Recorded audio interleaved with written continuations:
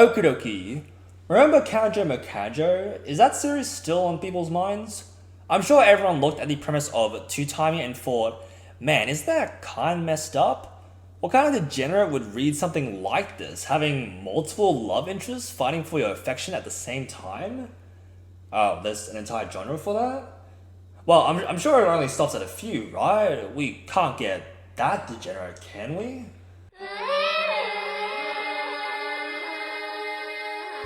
Oh no.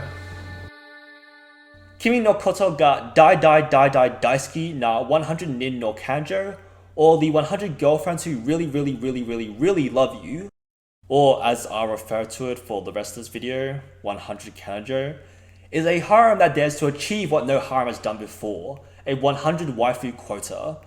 At least I think it's the first to attempt it. Let me know if there is an even bigger harem somewhere in the ether. Minor spoilers ahead. Basic synopsis: Rentarou Aijou has been rejected 100 times before even reaching high school. Don't ask how. And decides to pray at a matchmaking shrine to soothe his heartbreak. Having his wishes heard, a god of the shrine appears and decrees that he will meet 100 soulmates. But with the catch that if he fails to get into a relationship with any of the 100 girls, they would die. A man with a mission, Rentarou must make all 100 future suitors his girlfriend to save their lives. Hijinks ensue.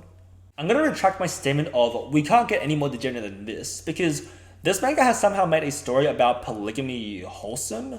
You would expect this from the title and synopsis, but the whole series is held together by our main character.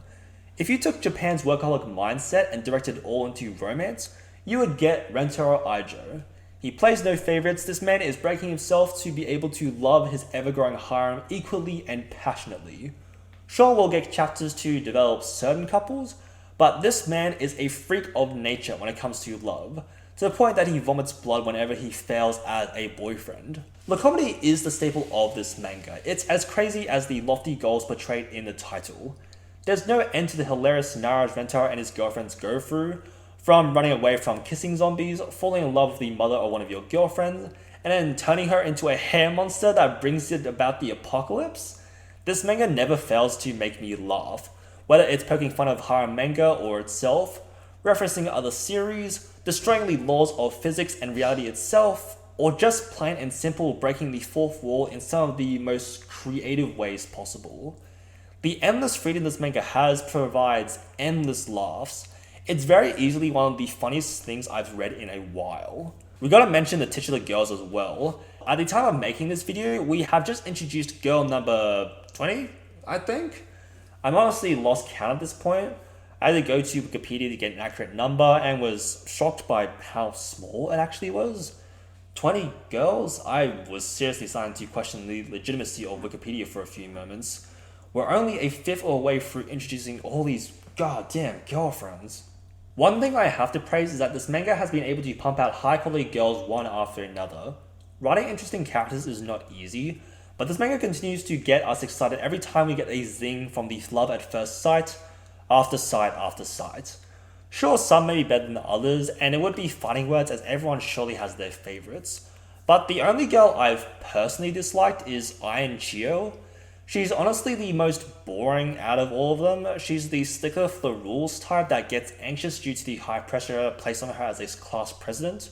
There's not much else to her except for her character arc to stop being such a perfectionist, but we've all seen that time and time before. What we haven't seen is an American cowgirl who secretly used to be a traditional Japanese lady that went all weeaboo for the glorious US of A, or a chemist prodigy that is able to produce wacky drugs, like one that reduces her physical age, giving us both a cute younger form and a mature One-chan form.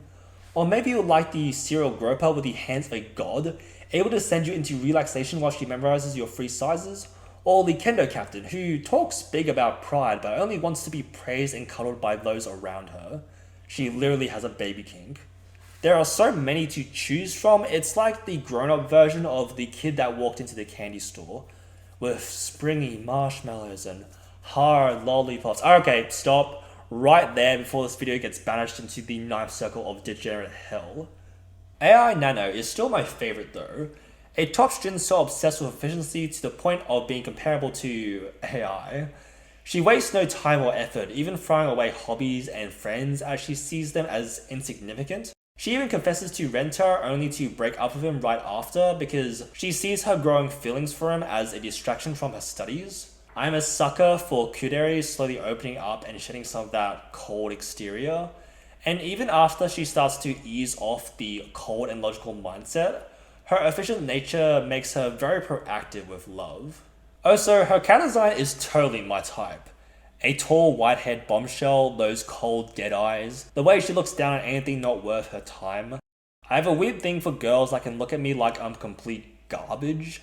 She's even the rival of Mimi, the self-proclaimed beauty, because of how beautiful Nano is. If that doesn't explain why she's best girl, then you probably have different tastes than me, which is fine. Honourable mentions for my favourites are Momoji Momi, the masseuse I mentioned before, Hakari and Hahari Hanazono, you can't go wrong with a chicken and egg combo, and Meme Kakari, she's just a bit shy. Hey, where'd you go?